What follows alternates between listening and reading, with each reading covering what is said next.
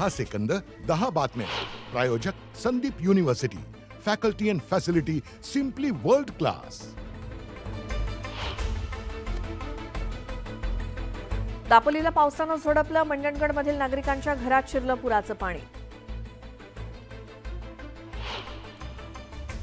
गुहागर तालुक्यात पावसाचं थैमान. नव्यानं बांधलेले रस्तेही उखडले.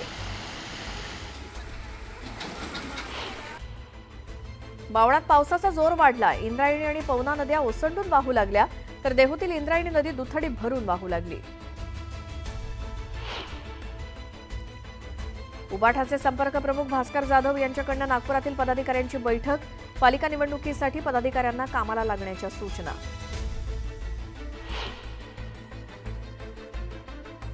वाशिमच्या रिसोड उपकेंद्रावरनं 35 गावांना होणारा वीज पुरवठा 2 दिवसांपासून खंडित. ग्रामस्थांचे प्रचंड हाल. आक्रमक झालेल्या ग्रामस्थांची वीज उपकेंद्रावरती धडक. नवी मुंबई महापालिकेत दबावाच्या नियुक्त्यांवरती आता लेखी परीक्षांचा उपाय. महापालिका आयुक्तांनी काढला नवा आदेश. राज्यात पुन्हा कोरोना रुग्णांच्या संख्येत वाढ. शनिवारी 53 नव्या रुग्णांची नोंद तर 2 मृत्यू.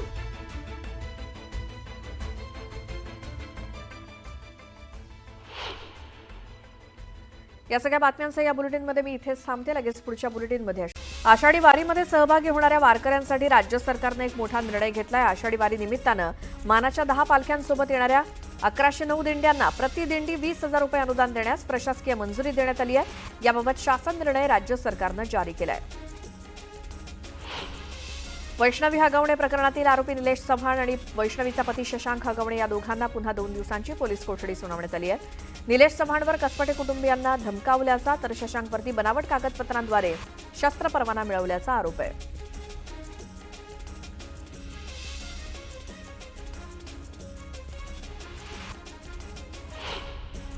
मध्य प्रदेशच्या बालाघाट जिल्ह्यात मोठी चकमक झाली. या चकमकीत 4 माओवाद्यांचा खात्मा करण्यात सुरक्षा दलाला यश आलंय. गोंदिया जिल्ह्याच्या सीमेपासून 90 किलोमीटर अंतरावरती मध्य प्रदेशच्या बालाघाट जिल्ह्याच्या हद्दीत ही चकमक झाली.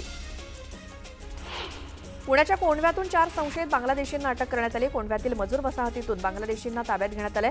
लष्करी गुप्तचर विभाग आणि कोंढवा पोलिसांनी ही संयुक्त कारवाई केली. जालन्यातील अतिवृष्टी अनुदान घोटाळ्यातील अधिकाऱ्यांवरती गुन्हे दाखल करा अशा मागणीचे निवेदन देण्यासाठी शेतकरी पंकजा मुंडेंकडे गेले होते. यावेळी पोलीस अधिकाऱ्यांनी शेतकऱ्यांना ढकलून देत जमिनीवरती पाडलं.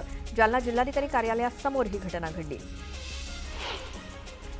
विक्रोळी पूर्व आणि पश्चिमेला जोडणाऱ्या उड्डाणपुलाचे आमदार सुनील राऊत यांनी देखील उद्घाटन केलं. भाजप आणि शिवसेनेनं उद्घाटन केल्यानंतर आता उबाठा पक्षानं देखील उद्घाटन केलं. ठाण्यातील कावेसर तलाव वाचवण्यासाठी हिरानंदानी इस्टेटमध्ये लॉंग मार्च काढण्यात आला.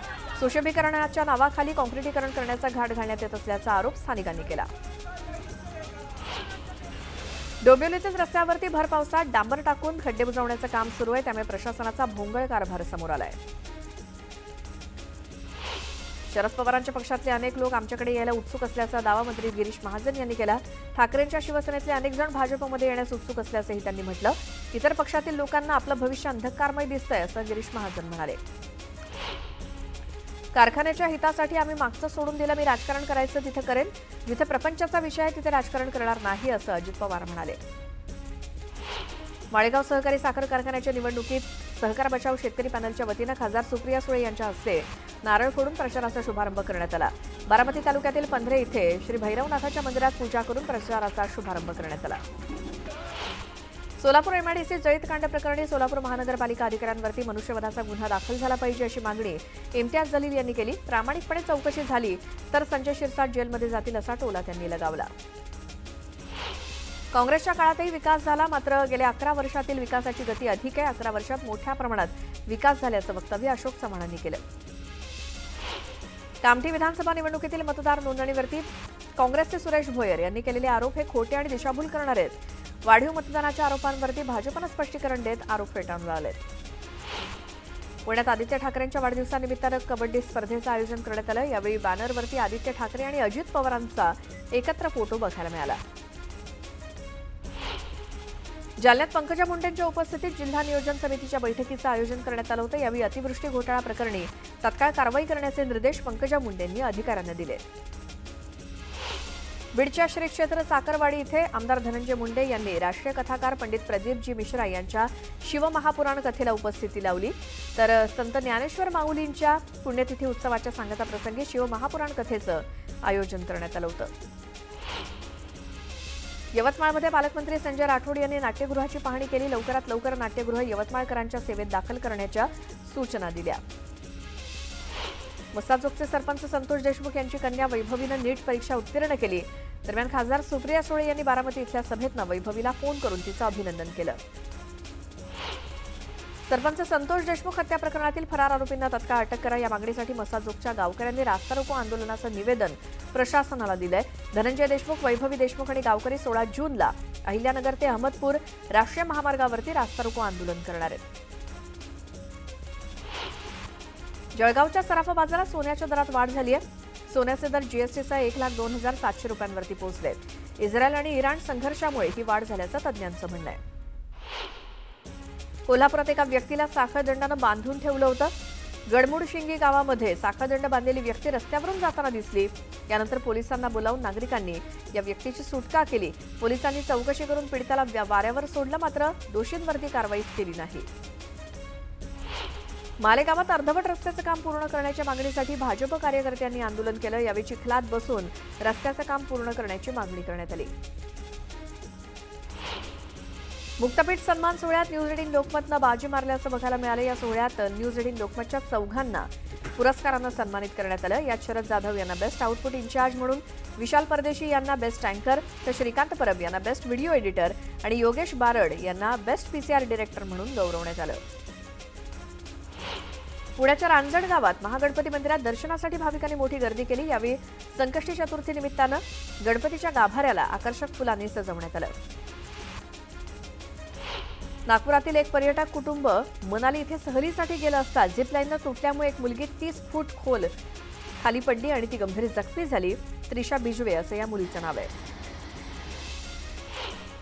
पैठण एमआयडीसीतील एका केमिकल कंपनीत स्फोट झाला, त्यामुळे इमारतीच्या दुसऱ्या मजल्यावरती मोठ्या प्रमाणात आग पसरली. या घटनेत सुदैवानं जीवितहानी झाली नाही. मुंबईतल्या गोवंडीच्या शिवाजीनगर परिसरात डंपरनं 4 चिरडल्याची घटना घडली. अपघातात 3 जागीच मृत्यू झाला, तर 1 जण गंभीर जखमी आहे. संतप्त नागरिकांनी पोलिसांनाच घेराव घातल्यामुळे जमावाला पांगवण्यासाठी पोलिसांना सौम्य लाठीचार्ज करावा लागला. भिवंडी तालुक्यातील वळपाडा इथल्या प्रितेश कॉम्प्लेक्समधील केमिकलच्या गोदामाला भीषण आग लागली. आगीमुळे परिसरात धुराचे लोट दिसले. केमिकलमुळे नागरिकांना श्वास घ्यायला त्रास होत होता. सांगलीच्या मिरज तालुक्यातल्या बेडग इथे मालवाहतूक करणाऱ्या वाहनाचा पाठलाग करत चोरट्यांनी 7 लाखांची रोकड लंपास केली. 6 ते 7 जणांच्या टोळक्यानं चालकासह व्यापाऱ्याला जीवे मारण्याची धमकी देत रोकड लंपास केली. मुंबई अहमदाबाद राष्ट्रीय महामार्गावरती भीषण अपघात झाला. पालघरच्या मेंढवण घाटात रसायन वाहतूक करणाऱ्या कंटेनरचा अपघात झाला. कंटेनरमधील रसायन महामार्गावरती पसरल्यामुळे परिसरात धुराचं साम्राज्य निर्माण झालंय. बुलढाण्याच्या खामगाव चिखली मार्गावरती अज्ञात वाहनाच्या धडकेत बिबट्याचा मृत्यू झाला. घटनास्थळी दाखल होत वनविभागानं बिबट्याला ताब्यात घेतलं.